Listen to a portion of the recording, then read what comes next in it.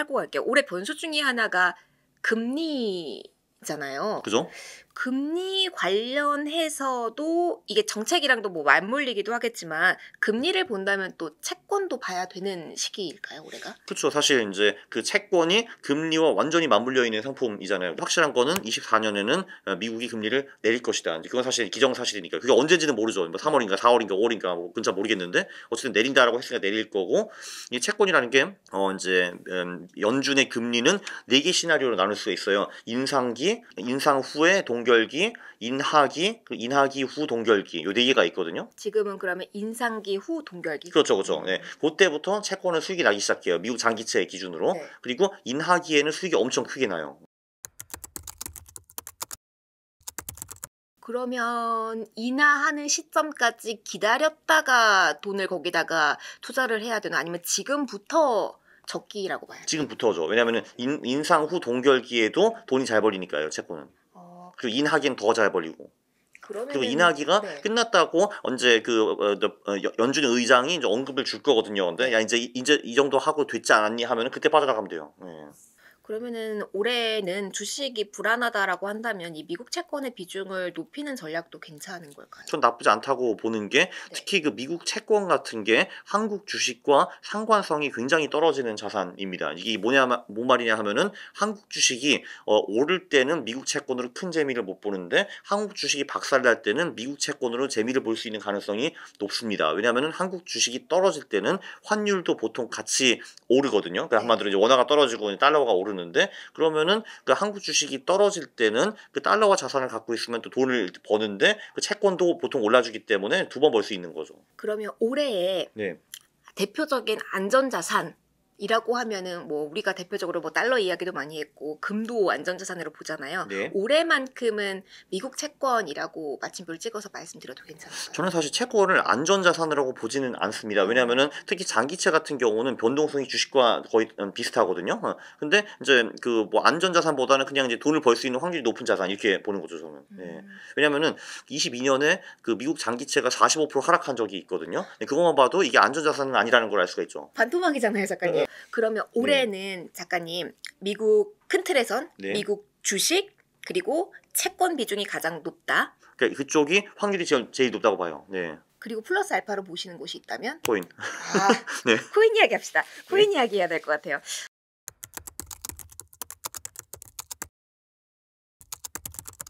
예. 작가님. 네. 코인 어떻게 해요? 코인 어떻게 해냐. 이게 그래서 이 말이 나올 줄 알았거든요. 근데 지난번에 와가지고 코인 좋다고 했고 저도 코인이 꽤 많아요. 근데 이제 그래서 24년에서 25년 상반기까지는 좋을 거라는 거는 그 뷰는 제가 변함이 없어요. 근데 물론 이게 그렇다고 해서 이 코인이 매일 매주 매월 매년 오르는 거는 아니거든요. 그렇죠, 그래서 이 상승장 안에서도 조정장들이 있는데 그 조정장의 폭이 제가 계산해 보니까 한 맥시멈 20에서 25% 정도로 나와요. 그러면은 고점 대비 20에서 25% 떨어지는 그런 상승장 내 조정장은 상승장 안에서도 늘 있어 왔다라고 보시면 될 것 같아요. 그러면은 지금 고점 대비 지금 16% 정도 떨어져 있거든요. 그래서 20% 떨어지면은 그게 제가 알기로는 37,500불 정도이고 25% 떨어지면 35,400인가 뭐 그러거든요. 네. 그럼 이제 또 이렇게 여쭤보시게 그래서 언제 손절하라는 거야라고 나오는데 여기서 제 최종 병기가 나옵니다. 제가 아는 정말 최고의 휴먼 인디케이터가 한 명 있거든요. 그러니까 정말 마이너스의 손, 뭘 해도 고점에 하고 정확히 저점에 파는 그런 뛰어난 능력을 가진 분이 계시거든요. 저요? 아니요. 네. 무슨 말이세요? 네. 근데 이제 근데 이제 이분은 그분이랑 제가 직접 얘기한 적은 한 번도 없는데 제 친구의 친구거든요. 그럼 저는 이제 고민할 때마다 제 친구를 야 빨리 계약 좀 해봐 해가지고 그런데 이분이 지금 37,000불이 되면은 그 아는 사람들 돈을 좀 땡겨가지고 비트코인 올인을 간다고 합니다 지금. 37,000불이에요. 근데 이게 제가 말했던 그 시점과 비슷하잖아요. 20% 하락이 37,500이고 25% 하락이 35,400이니까. 근데 얘가 37,000에 올인을 가겠대요. 그러니까 근데 얘가 올인 가면 난 나갈 거거든요. 근데 그럼 어차피 얘는 정확히 반대로 하는 거니까. 그래서 결론은 뭐냐? 이게 그 고점 대비 한 20에서 25%까지 떨어지는 거는 그거는 그냥 정상적인 조정장이라고 보면 되고 그거보다 더 떨어지면은 이거는 이제 그러니까 제가 틀렸고 그죠, 추세 이탈 한마디로 하락의 시작이라고 보시면 될 것 같아요. 지금까지는 그래왔어요 좀. 잠깐 너무 신기한 게 그렇게 마이너스의 손인 거를 이렇게 건너 작가님께서도 아시는데 주변에 지인의 돈이 땡겨진다는 부분이 아니 그래서 이제 그 예를 들면 굉장히- 그러니까 얘가 지금 제 지인의 지인이잖아요. 네. 제 지인은 얘 활용해가지고 돈 많이 예. 그분 그리고 한번 그 대신 술을 모셔야 사줘요. 아유 하면서 이제 예, 근데 그분 한번 모셔야 되는 거 아니에요? 아니죠. 본인이 인지하면은 그 마법이 사라질 거 아니에요. 이게. 그렇네요. 안 돼서 기술이 냅둬야죠 이게 당연히. 네. 지켜드리겠습니다. 네, 지켜드립니다. 예, 네, 지켜드리겠습니다. 그렇죠. 네. 그러면 저희는 계속해서 일단은 네. 그 추세가 끊이질 않는 한 네. 가는 건데 그거는 궁금해요. 이 ETF 승인 모멘텀이 낮잖아요. 네. 그 다음에 흐름을 보고 당황을 조금은 하셨을까요? 일시적으로? 그렇죠. 왜냐하면 사실 이제 저도 이제 이 ETF 승인이라는 건 장기적으로 매우 좋다고 봤기 때문에 네. 이렇게 이제 훅 갈지는 저도 당연히 이제 몰랐고요. 이제 물론 이제 그 주식 격언이 있죠. 소문에 사고 뉴스에 팔아라는 말이 있는데 이게 정확히 이제 떨어지기는 하더라고요. 근데 또 이제 좀 위로가 되시는 거는 있는 거는. 예, 반감기가 지금 4월이거든요. 보통 반감기 전후에 그 늘 이렇게 조정장이 왔더라고요. 12년도 그랬고 16년도 그랬고 20년도 그랬더라고요. 보니까 예, 조정장 또는 하락장이 그 반감기 전에 늘 한 번 있었더라고요. 아, 네, 그게 위로가 될 수도 있을 것 같습니다. 그것도 궁금해요. ETF 승인 난 다음에 그 다음에 이더리움. 네. 예. 이더리움 왜 이렇게 많이 근데 얘가 다음 타자라고 그래서 네. 아, 이더리움 이렇게 생각하시는 분도 계셨을 건데 네. 얘는 더 많이 떨어진 것 같아요.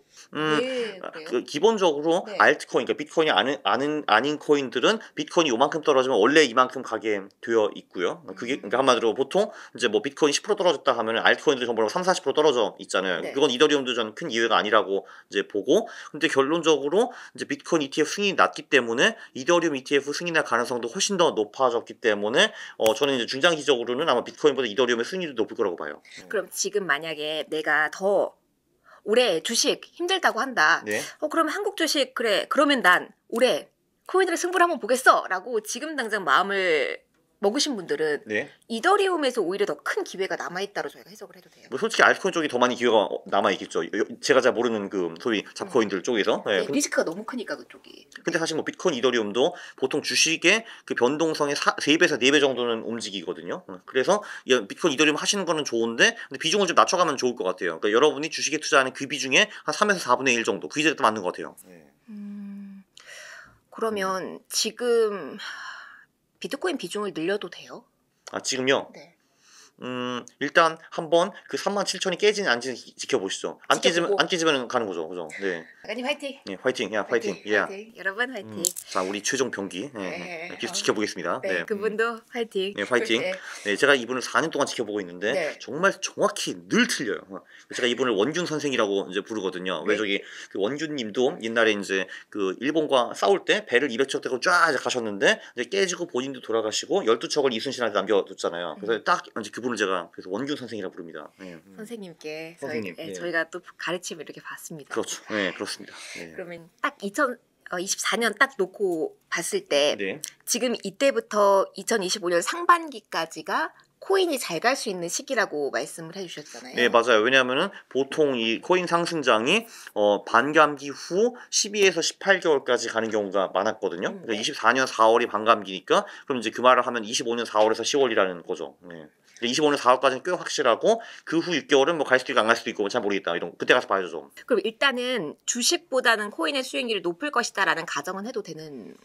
그렇죠. 아무래도 이제 둘 다 오르면은 이제 비트코인의 변동성이 주식이 서너 배이니까 서너 배 정도 오르는 게 무난한 거죠, 사실은.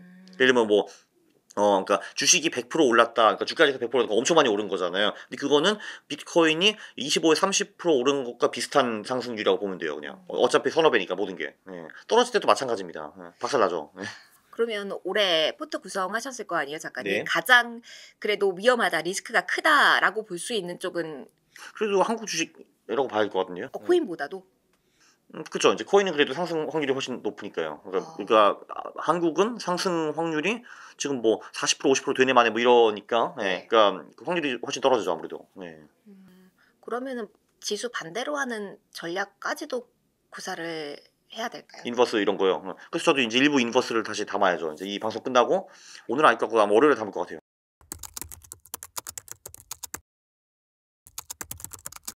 저 정리하면서 좀 틀 다시 한번 이야기를 해보도록 할게요. 네. 올해는 가장 키포인트를 뭐라고 봐야 될까요, 작가님? 대선이죠. 24년 미국 대선. 그러면 그것도 세분화해서까지 봐야 돼요. 예를 들면 뭐 후보가 정해졌다. 네. 그리고 이후에 전략이 또 한 번 달라지게 돼요. 아니 그럴 것 같진 않아요. 그냥 대선해에는 미국이 좋더라. 뭐 이런 거는 볼 수 있죠. 예. 중요한 게 그 재선이 있는 대선. 그게 중요하죠. 네. 그게 키워드죠.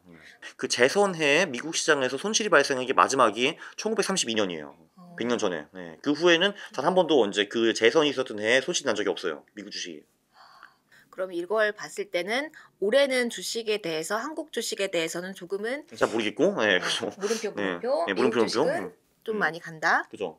오히려 한국은 내년에 대한 준비를 할 필요가 있는 거죠. 내년은 한국 주식 좋을 테니까 이제 그죠. 내년엔 좋아요? 홀수해.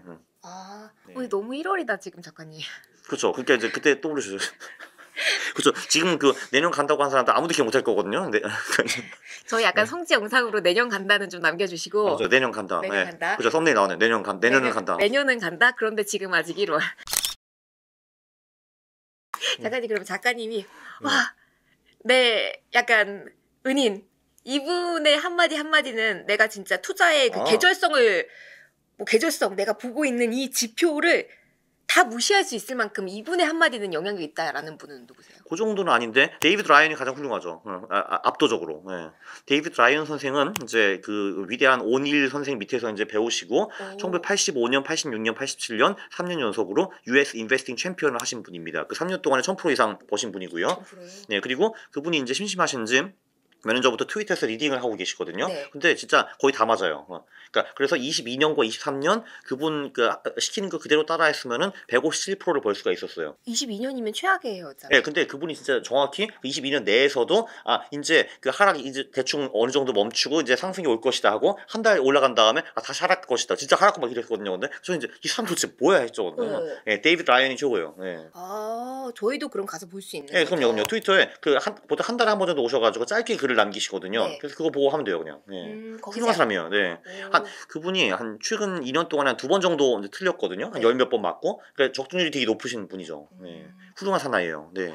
그러면은 특히 미국 주식에 대한 뷰를 주실 거 아니에요? 그분은 늘 이제 S&P 500, 나스닥 이쪽으로 이제 많이 하고 작년까지만 해도 섹터에 대해서 얘기를 하셨는데 그거 요즘 거의 안 하고 거의 요즘은 이제 QQQ랑 스파이 얘기만 하시죠. 네. 그럼 그분이 주고 있는 숏 메시지도 진짜 큰 트리거가 될 수도 그렇죠. 있겠네요. 그래서 제가 지금 2월 15일부터 3월 말까지 미국 주식 안 좋게 본다고 하는데 네. 이분이 2월 초에 나타나가지고 이제 여러분 이제 나스닥 막 갔어 이제 하면은 그럼 이제 저는 무조건 숏 들어가는 거죠 그때. 그때 당당하게 들어가. 왜냐면은 지금도 아직은 완전히 좀 확신 안 가거든요. 내가 2월 15일 날 나스닥을 숏을 해? 내가 감히 이렇게 생각하고 있는데 또 라이언 형님까지 오셔가지고 이제 저희 아버지 같은 분이잖아요. 근데 와가지고 아버지 같은 분. 그래서 아버지가 와가지고 이거 이제 갖다 박아 하면 이제 그럼 이제 저한테 확신이 오는 거죠. 네네. 예, 그렇습니다.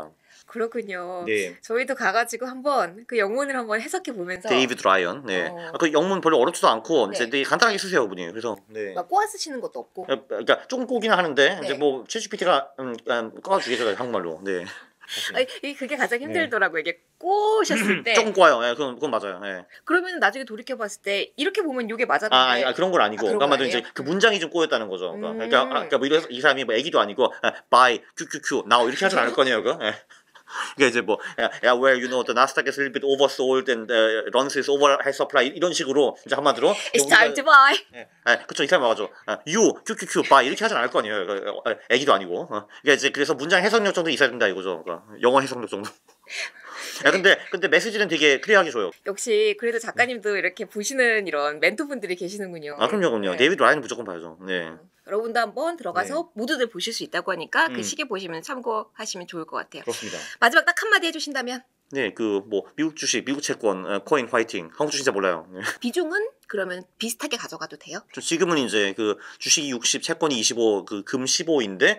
금도 하시는군요. 네, 60에서 30, 30이 한국, 미국인데. 근데 자세히 들여다보면은 한국이 인버스가 들어가 있기 때문에 롱 비중이 조금 적은 편이죠. 그쪽은. 아무래도. 미국은 전부 다 30 다 롱이고요. 네. 그렇습니다. 올해는 그러면 정리할게요. 미국 주식, 미국 채권, 코인. 네. 그러나 37,000을 유심히 보시라. 네. 37,000 밑으로 떨어지면 저는 일단 익절하고 이제 좀 나갈 거예요. 네, 여러분 얼마라고요? 37,000. 37,000 기억해 주시고 최종 병기 마이너스의 손. 네. 이 말씀을 하셨습니다. 37,000 본이 들어간다고. 저희는 거기에서 힌트를 얻도록 하겠습니다. 그렇죠. 네. 조금 더 의미 있는 변화 그리고 궁금증이 많이 생기는 시점에 작가님 한 번 더 네, 그쵸. 또 불러주세요. 네. 와주시면 감사하겠습니다. 감사합니다. 네. 자, 올해 변수가 많습니다. 헷갈리는 시작에서 여러 가지 솔루션 들어봤습니다. 미국 주식, 미국 채권, 코인, 화이팅, 화이팅, 화이팅으로. 미국 주식, 미국 채권, 코인, 화이팅, 화이팅, 화이팅. 작가님, 감사합니다. 네, 감사합니다. 네.